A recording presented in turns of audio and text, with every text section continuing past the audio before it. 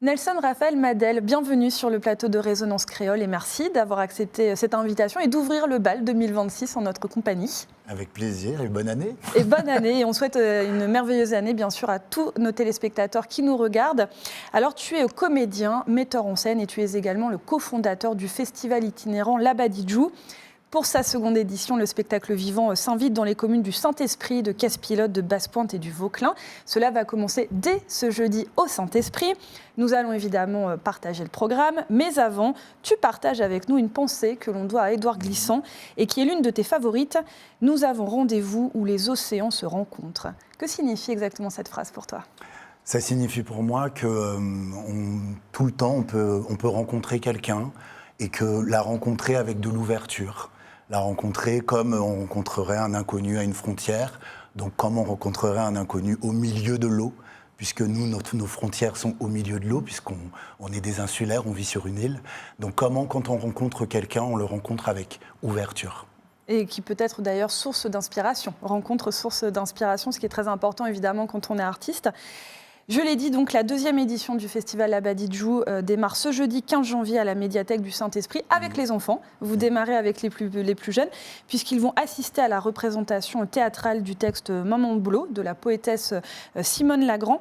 Et cette année, il faut le dire, pour cette seconde édition, vous avez choisi de mettre les autrices martiniquaises à l'honneur. Pourquoi ?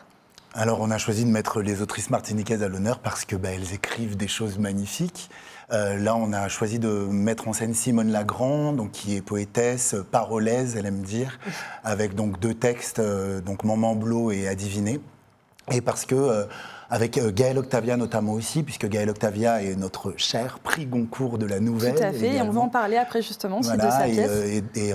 Avec elle a écrit une magnifique pièce qui s'appelle La Belle Drive, suite à plein de discussions que nous avons eues depuis quelques années, et est née cette pièce qui parle de la Martinique, d'une Martinique du futur. Et puis Ina Césaire, qui est notre autrice qui nous a quittés l'année dernière, et qui, là, on la met à l'honneur avec un classique martiniquais, Mémoire d'île, voilà, une mise en scène de José Exelis. Exactement. Alors justement, j'aimerais qu'on revienne d'abord, donc tu l'as dit, sur Gaëlle Octavia et sa dernière pièce, donc La Belle Drive, qui est un mélange de théâtre, d'art plastique et culinaire. Alors j'aimerais que tu nous en dises un petit peu plus sur cette espèce d'hybridation artistique. Alors quand elle a écrit la pièce, elle ne s'est pas forcément dit que ça allait être mis en scène de cette façon, mais c'est vrai qu'en tout cas, tout dans la pièce permet de le faire. Et puis c'était déjà dans nos discussions, c'est-à-dire de se dire comment, quand un spectateur ou une spectatrice vient au théâtre ou au spectacle, comment il vient partager une expérience.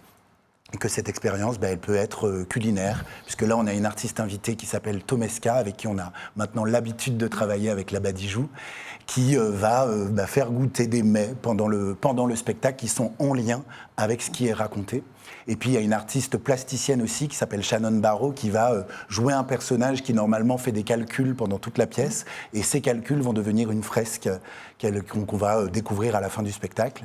Et puis, on travaille également avec une artiste média qui s'appelle Renélise Saint-Père, qui, elle, joue une journaliste. Donc, le théâtre rencontre la réalité. Et puis, il y a également des comédiennes, évidemment, qui ont des rôles à tenir très forts. Et donc, voilà, La Belle Drive, c'est un peu une traversée comme ça, une drive, avec les spectateurs et les spectatrices. De la musique et de la danse également, puisqu'il y aura aussi la performance Vibration avec Boris Reine Adélaïde, notamment. Donc, tu l'as dit également, Mémoire d'île, donc pour découvrir ou redécouvrir cette pièce d'Ina Césaire. Il y aura également des déambulations poétiques sur le littoral, car je dirais l'autre pendant mise à l'honneur de ce festival 2026, c'est le littoral. Oui, c'est le littoral, parce qu'on voulait faire une sorte de déclaration d'amour à notre littoral qui est menacé, puisqu'on sait qu'il y a l'érosion, on sait que le littoral, même le littoral, on va dire culturel, la culture est une chose menacée. Et donc c'était comment mettre en lien cette culture menacée et ce littoral menacé à travers des spectacles. Donc c'est vraiment une déclaration d'amour, notamment à travers Adiviner. Adiviner, c'est un texte de Simone Lagrand, donc qui est l'une de nos artistes invités, et qui fait une déambulation poétique avec les spectateurs, qui est qui est dédié aussi au littoral. Donc pendant cette déambulation, on va déambuler sur le littoral de Casse-Pilote, sur le littoral du Vauclin, avec les spectateurs et les spectatrices. Ce festival Labadidjou, donc tu l'as co-créé aux côtés de Mylène et Mika. Pour la petite histoire, vous êtes rencontrés sur les bancs du lycée Schellcher en option théâtre à l'époque. Vous avez tous deux évolué, fait vos chemins dans l'univers artistique. Et vos chemins se sont recroisés il y a 10 ans. Et là, vous avez tout de suite imaginé justement un festival itinérant, sillonnant les routes de Martinique, partant en commune. Pourquoi c'était important pour vous de sortir la culture de Fort-de-France ? Parce que en allant dans les communes, parce qu'on aime bien driver, la drive qui revient, on aime bien driver, on aime bien partir en voiture, s'arrêter quelque part, redécouvrir notre île au final. Et dans toutes ces drives, on a cessé de rencontrer des personnes qui, malheureusement, n'ont pas le réflexe ou ne vont pas forcément au théâtre à Fort-de-France ou là où il est proposé. Et donc, on s'est dit, mais en fait, on a envie de ça. Et puis, ça faisait déjà partie de nos envies, de nos pratiques dans nos métiers respectifs, d'aller à la rencontre des gens là où ils sont, d'aller dans des lieux non dédiés, comme on dit. Ça. Et donc, c'est devenu très vite une évidence de créer ce festival itinérant qui s'installerait dans les bourgs ou dans la campagne ou n'importe où pour proposer des spectacles et des propositions artistiques. En prenant, tu l'as dit, possession des lieux du quotidien, puisque vous avez déjà joué dans des marchés, dans les écoles, sur des plateaux sportifs, des ports de pêche. Oui. Est-ce que ça donne aussi plus de force aux représentations ? Ça donne un cachet particulier, et même pour les artistes, tout d'un coup, de poser un piano au milieu d'un plateau sportif ou de faire une déambulation poétique au port de pêche du Vauclin, comme ça va se passer là au Vauclin le 24 janvier. Les lieux apportent tout de suite une force, une beauté incroyable aux propos, et ça le sublime. Il faut penser du coup la mise en scène justement pour l'adapter particulièrement à ces lieux moins conventionnels ? Complètement, il faut la penser, mais j'ai presque envie de dire qu'à chaque fois, ça la simplifie, parce que les lieux viennent apporter leur force, leur énergie, leur beauté, et donc la mise en scène n'a qu'à